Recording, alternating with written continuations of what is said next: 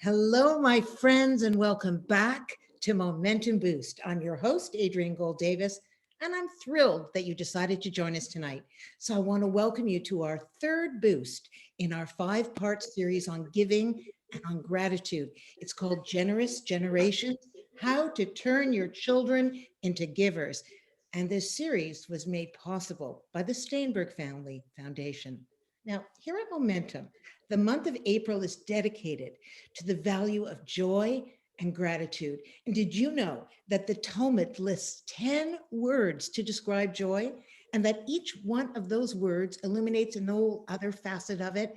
Just as you learn that the Eskimos have so many different names for snow because it's so ubiquitous, well, we Jews are so fixated on joy and Simcha that we just can't describe enough of their own differences and nuances. We have to have a word for all of it.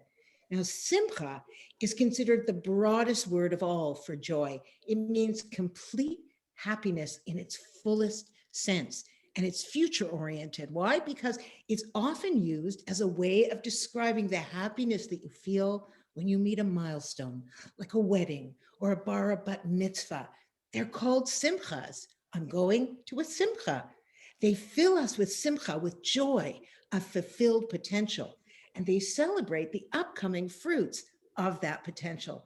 Well, today, we're bringing you a story of a man who considers himself to be the luckiest guy alive.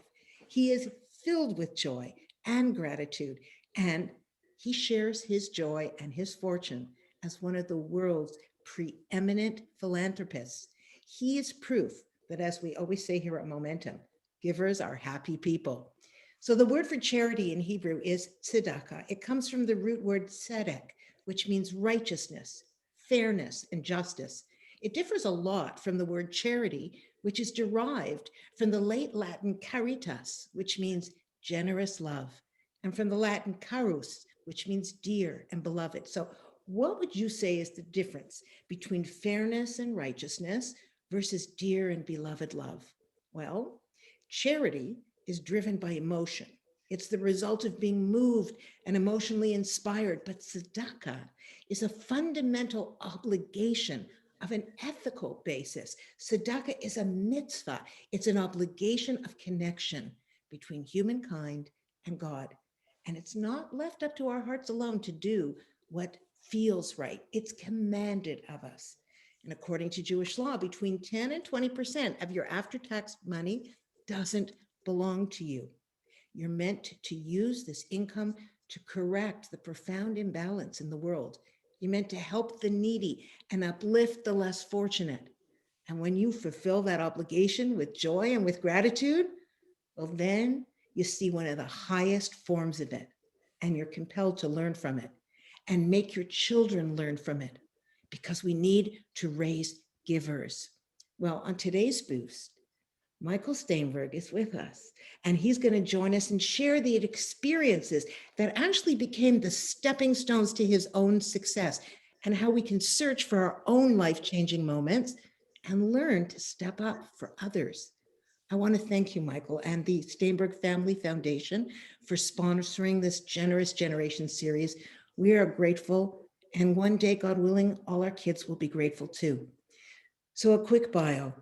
Michael Steinberg is the founder and the president of the Staenberg Group. He's widely known as a leader, as a visionary, and a philanthropist. He's achieved unprecedented success in the commercial real estate sector. He's helped to create quality communities nationwide. He's contributed to hundreds of nonprofit organizations throughout the United States and Israel through his dedication to philanthropy and his deep, authentic desire for Tikkun Olam, to heal the world. Now, I know you're going to want to ask him a question, so you just type it into the chat box on the right. But I'm going to welcome Michael with my first question. How on earth did you go from a grocery bagging boy to one of the world's great philanthropists? Tell me that. Well, thank you.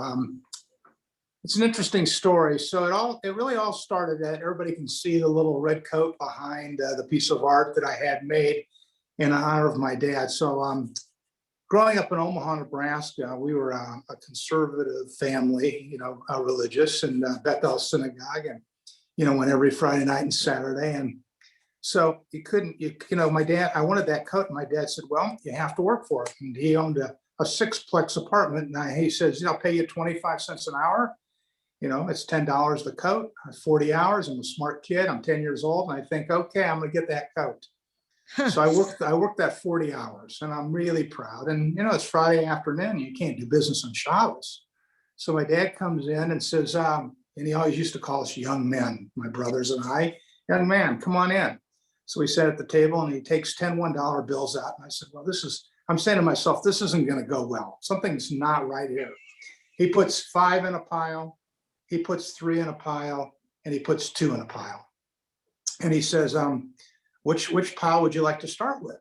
I said, sir, it's up to you. He says, well, let's start with the 5. That's yours. Congratulations. And I'm thinking, this is congratulations. I need 10. I'm not quite there. And he says, the 3, we're partners. You like the roof over your head? You like the food on the table? Thank you for being my partner. And the 2, he says, we're not a 10% family. The Torah tells us we're a 20% family. So thank you for allowing the synagogue tonight to get the $2. And immediately I ran upstairs crying, went underneath the bunk beds thinking, this is just not right. Right. And he comes up and says, young man, you have a choice. You can get up and join me at the synagogue, or you can sit here, but I would recommend you get up because you have a chance to work another 40 hours. So I worked the next 40 hours and got that red coat. But unfortunately, that was a lesson I learned from my dad early on about giving. We wouldn't go to the synagogue ever without something to put in that tzedakah box. It was a bad situation if you didn't have a penny, a nickel, or a dime. And we were always taught that we were more fortunate than anyone else. We grew up in a house, probably 1,400 square feet, 4 kids, small little house. My dad hadn't made any money. He was starting out in the apartment business, but he always told us, you got to remember there are people less fortunate. You have a roof over your head, you have food on the table. Please respect what you know and respect your religion. The Jewish religion is important. So that's how I grew up in Omaha.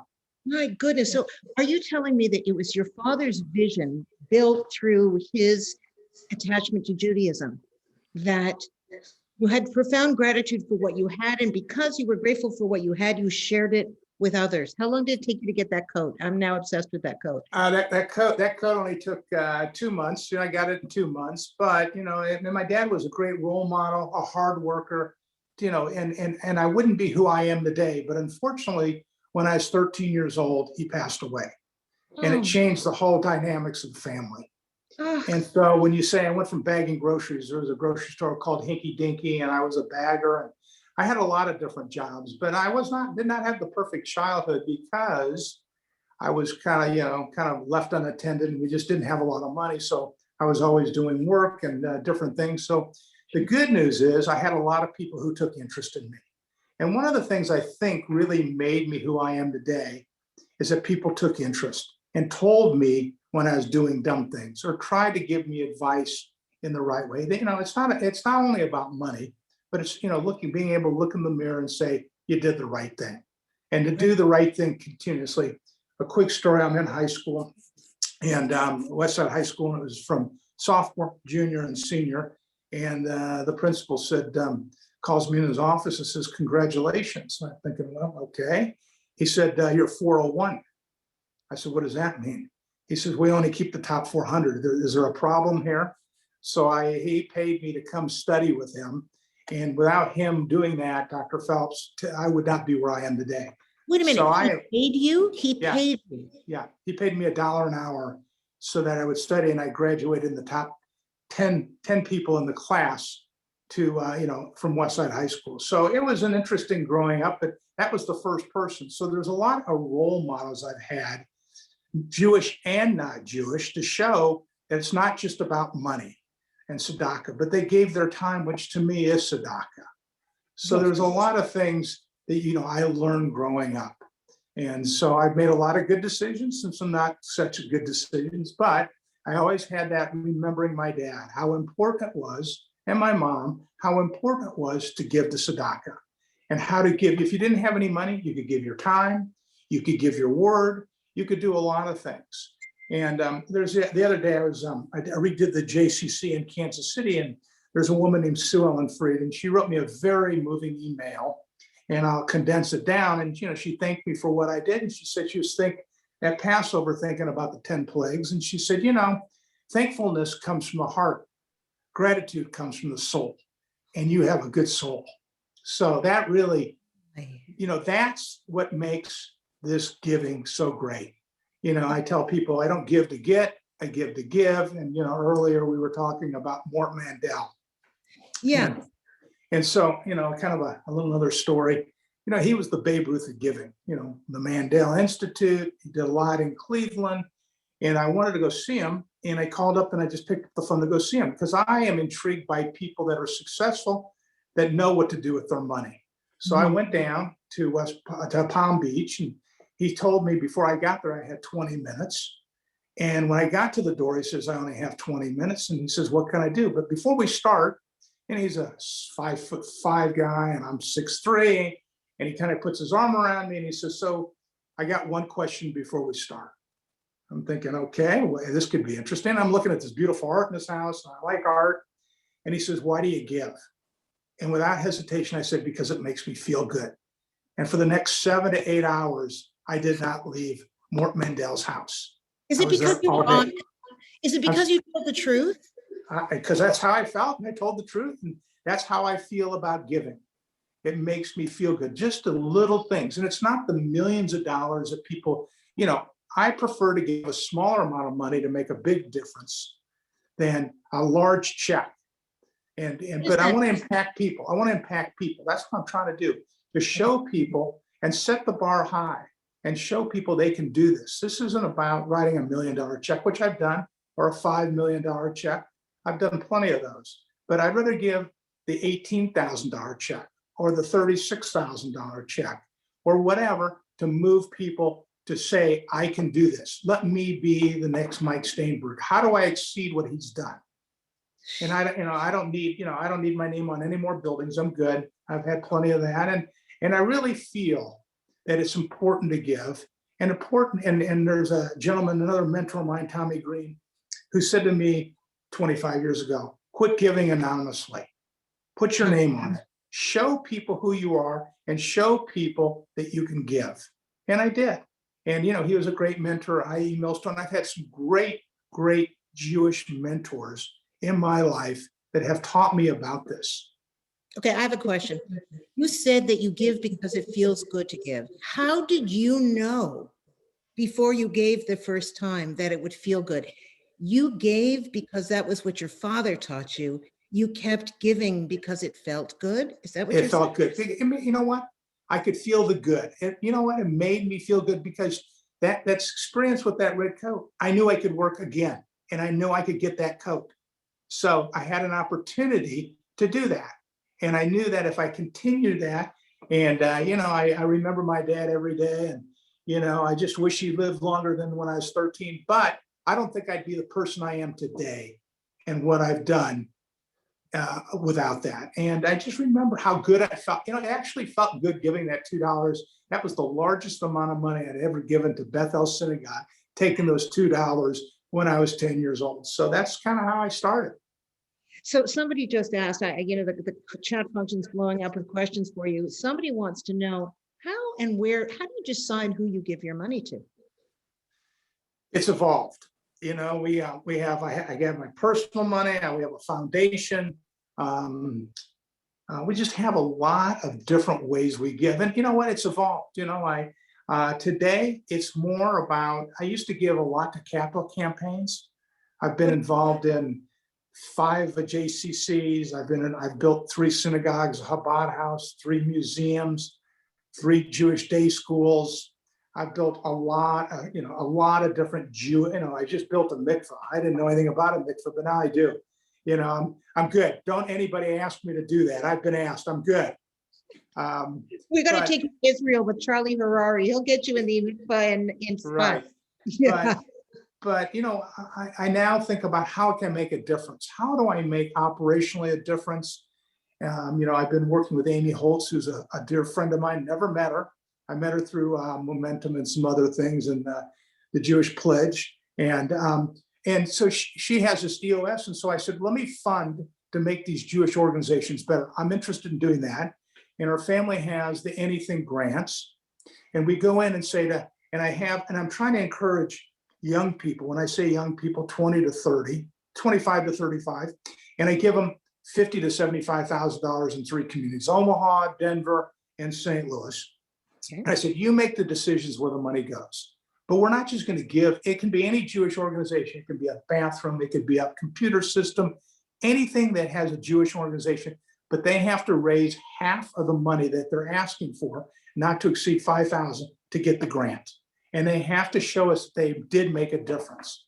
And I'm trying to encourage those young people to know what it means to give money, and maybe they'll be encouraged to give money. Okay, Michael, so you were blessed to have a father. May he rest in peace. He left this earth too soon. But obviously the dividends of what he taught you are paying around the world. For those of us who perhaps didn't have parents, for whom that was a key core value, how did you pass on your father's message? What was the red coat of raising your own children?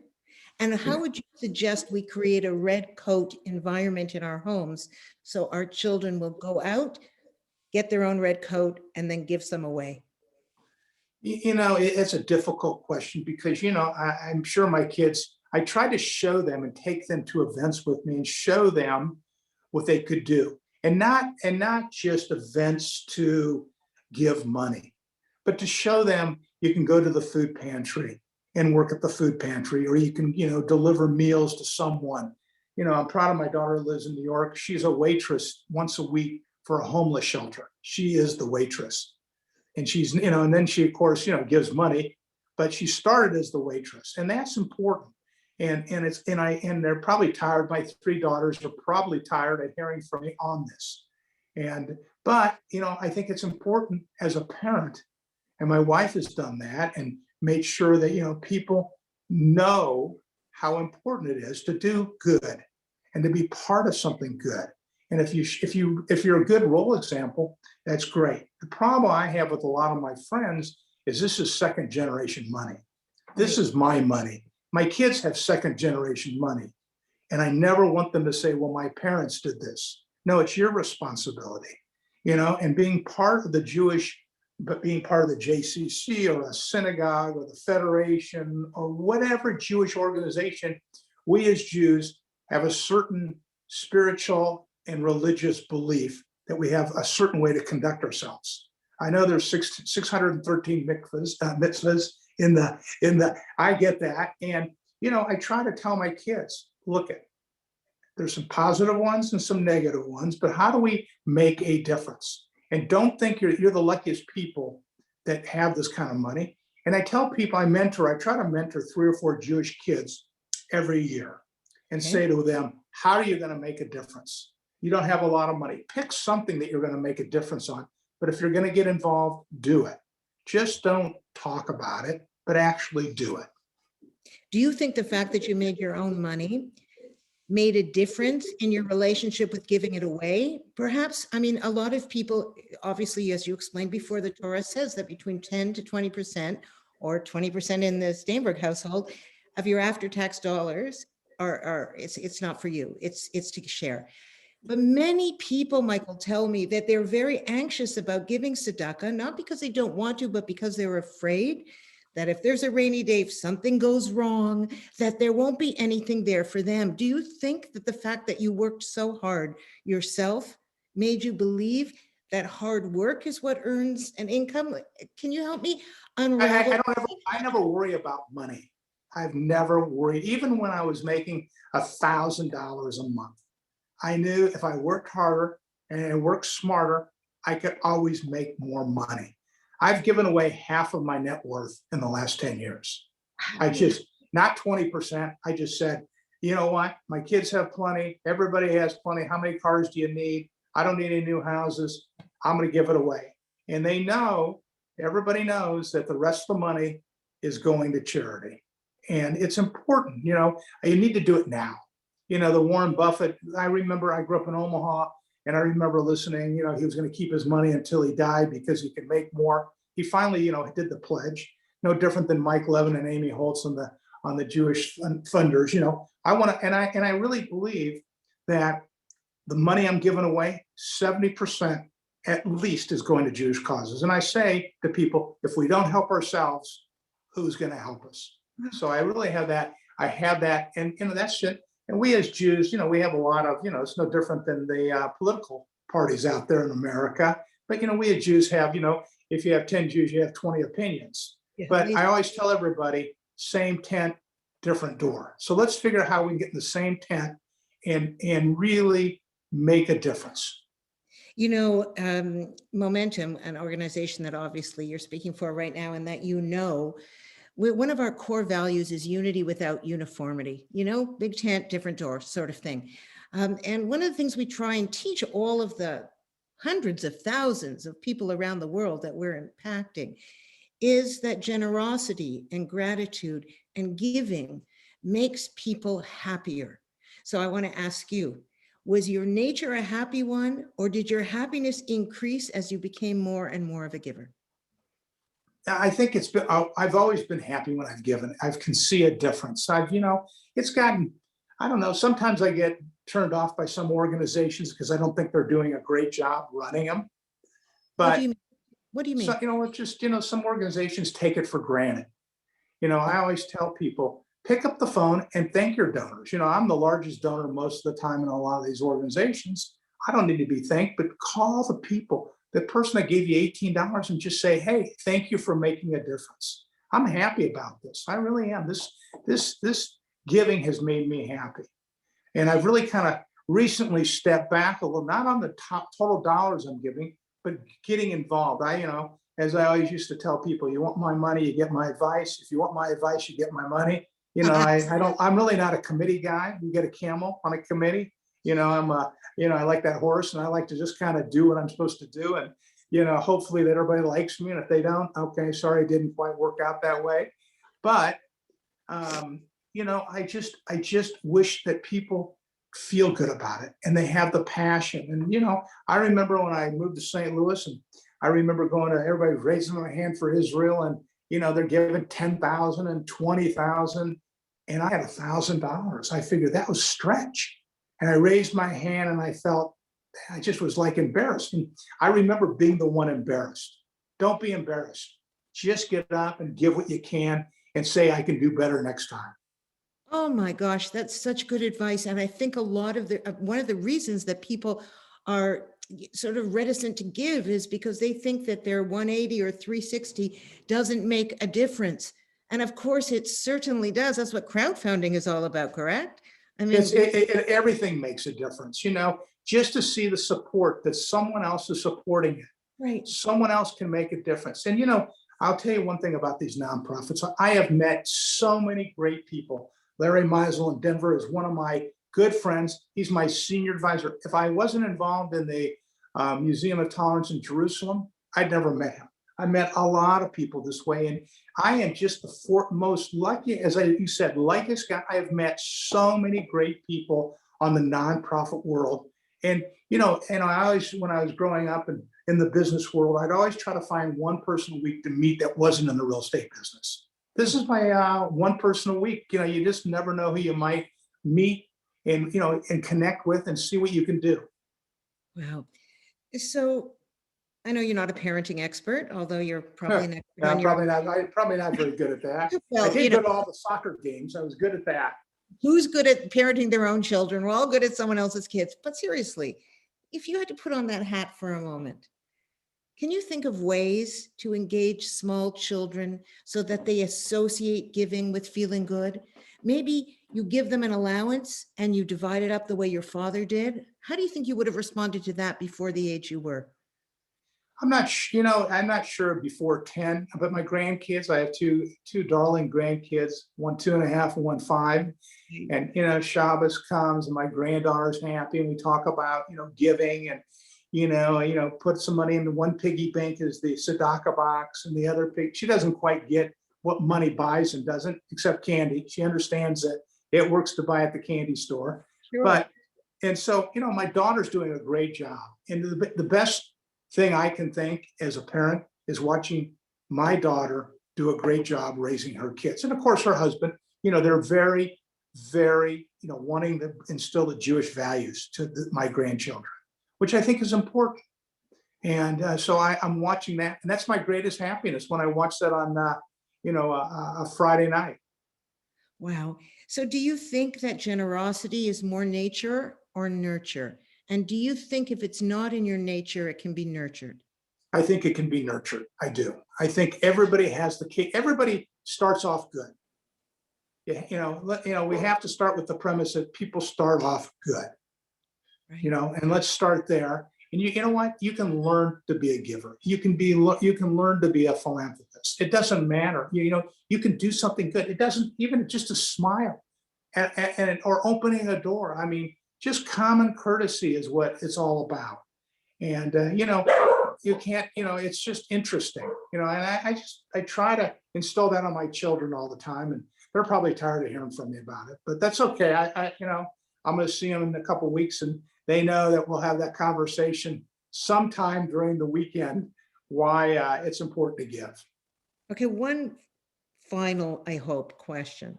Okay. Have you ever given where you sort of felt reticent about it and you didn't want to, but you did? And why? Yes. So, because I guess it depends on the amount of money, and I don't want to sound flippant, but a small amount of money, 5, 10, 15,000. But when I'm giving 7-figure money, I want to have input. And I don't want to be in charge. I don't want to operate anything, but I just want best practices. And when I see best practices not followed, it bothers me, because they think they're more important. The person leading the organization thinks they're the owner. Well, we're not the owner. We're just the caretaker.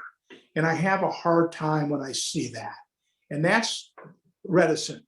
But, when I'd rather give a small amount of money to start with, and then start giving larger amounts. And I just want to make sure they're spending the money properly, not for me, but for the other donors, because they'll say, well, Mike Staenberg just gave us X. So then they'll say, well, it's the gold standard. It must be good. And then if it's not so good, I feel bad because other people did it. And so that's why I really want great operators, great leaders, and, and have the right people in the right seat. I watch a lot of organizations, and they, just because you're Jewish doesn't mean you're a great leader.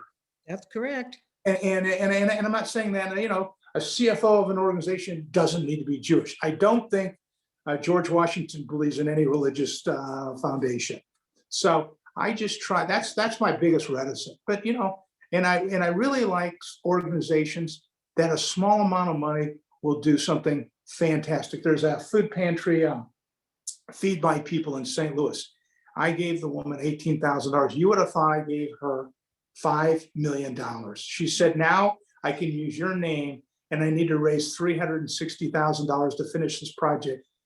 And she was it was the most unbelievable gift that I could have given. And you know what? I went back and gave her another $18,000 2 weeks later, because I've never seen somebody inspired that. And I don't even know these people. Again, in the Torah, the highest form of giving is you give it to an organization. They don't know you. You don't know them. The 7 pillars of giving. And, it made me feel great just to go down there a year later and see this organization and what the money did. Okay, I'm sorry, but they keep asking more questions. So I'm going to give you 2 more. You just have to give me one That's more. all right. I'm good. Time. People are, what I think people are so enthralled by, aside from, your obvious prominence in philanthropy, is that you are unabashedly honest and humble at the same time. I can see that this is not your self-definition entirely, but that there's a purpose to it. And maybe that's, the Torah says that when you give away, it never really takes away from what you have. Did you find that the more you gave, the better you did? Absolutely. As I said, I keep, I'm in the real estate business, and, everybody tells me retail is dead. I call it emerging. I don't think it's dead. I think it's emerging here, and there's a lot of opportunities. And I find the more people I help, the more I get helped. And I have and I find it to be very inspirational.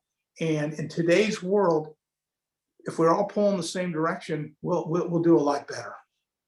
Oh, there's a lot more questions, but that's such a beautiful place to end.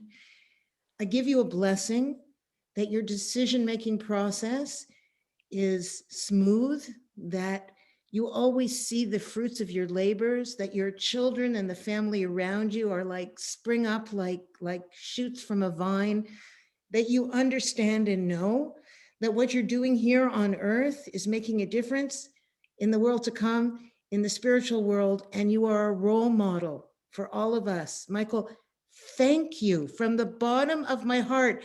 And yeah, I think I'm going to figure out the red So I'm jacket. sure I got a lot of, and you can give people my phone number. I'd be happy to talk to anybody. Seriously, I do these talks, and you got my email. If people want to email me, call me. I'm good for something, for most causes. I like to understand what they're doing and how I can make the world a better place. And I really mean that.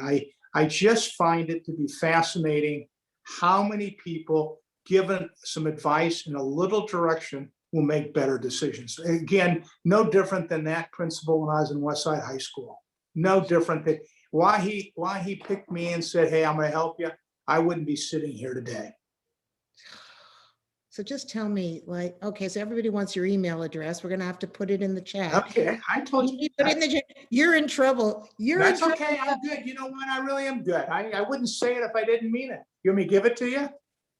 Yeah, why don't you say it out loud, and then I won't Okay. feel like I've breached your privacy. Okay, you're not going to breach my privacy. I just said it's MHS Michael Henry Staenberg. It's Herschel, Michael Herschel Staenberg at TSG, the Staenberg Group Properties.com.